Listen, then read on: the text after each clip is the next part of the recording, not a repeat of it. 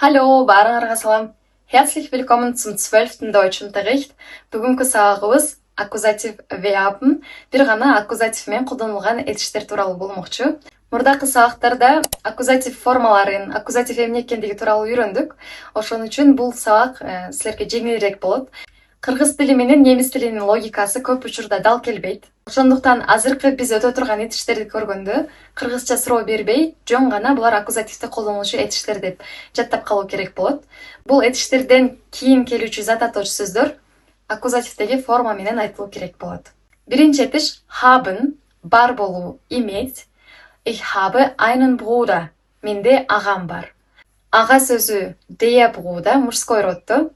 Ошон үчүн аккузативде формасы einen болуп өзгөрүп кетти. Анткени ага чейин haben этиши колдонулууда. Ich habe einen Bruder. Ich habe einen Hund. Менин бир итим бар. Ит сөзү der Hund. Бул дагы мужской роддо, ошол үчүн ich habe einen Hund. Wir haben ein Haus. Биздин бир үйүбүз бар.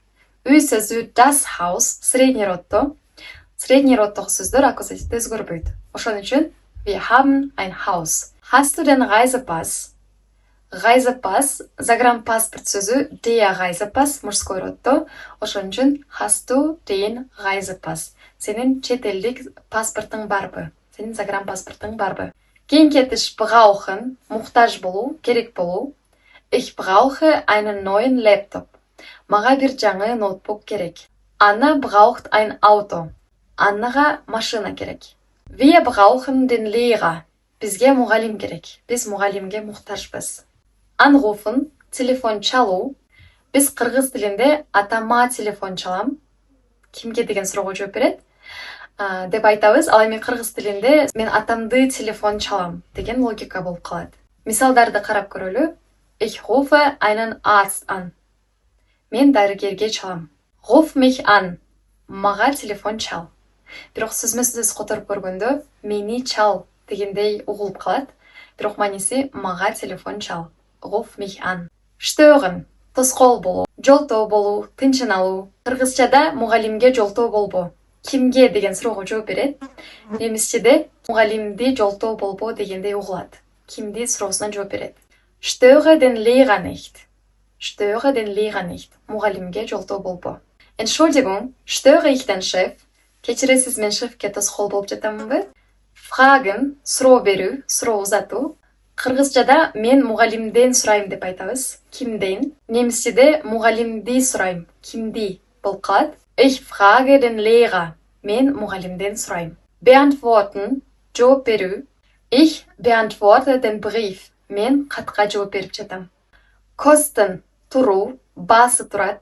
Кандайдыр бир нерсе ушунча сом турат деген мааниде колдонулган этиш. Ушул этиштен кийинки келген зат атоочу сөз көбүнчө убакыт же акча аккузатив формада туруусу керек болот. Das kostet einen Euro. Биз кыргыз тилинде бул 1 евро турат деп айтабыз.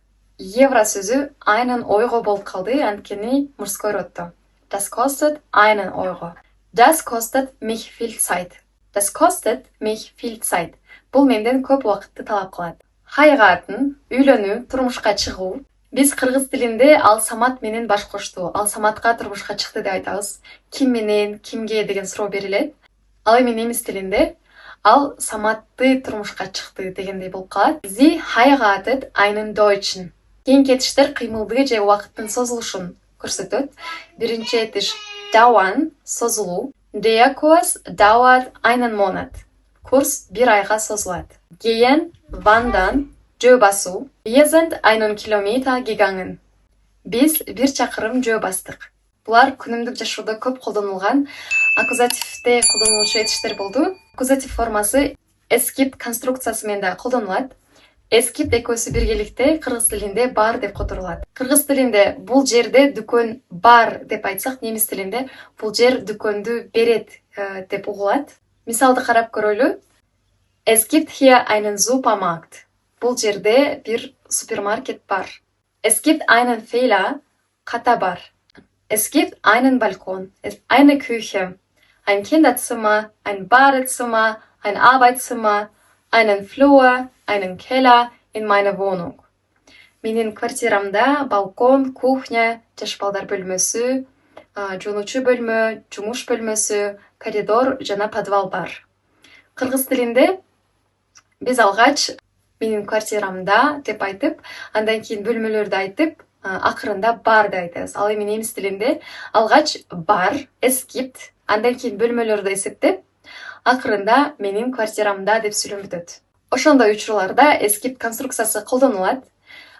Эскиптен кийин айтылуучу зататошторду аккузатив формада коюп айтууңар керек. Рефлексива верб бул кыймыл-аракеттер адамдын өзүнө багытталган кыймыл-аракеттер. Көбүнчө булар sich деп келет. Мисалы, sich waschen, sich duschen, sich kämen, sich interessieren.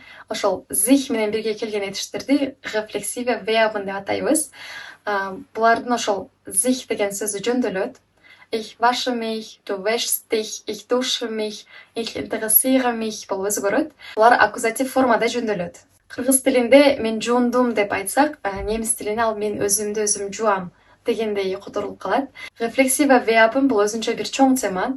Ал тууралуу атайын видео даярдайм. Бул жерде билүүчү бир гана нерсе рефлексива вербдагы аккузатив менен колдонулат. Бүгүнкү сабакта аккузатив менен колдонулган этиштер тууралуу сөз кылдык. Кийинки сабакта бир гана аккузатив менен колдонулуучу предлогдор тууралуу сөз кылабыз.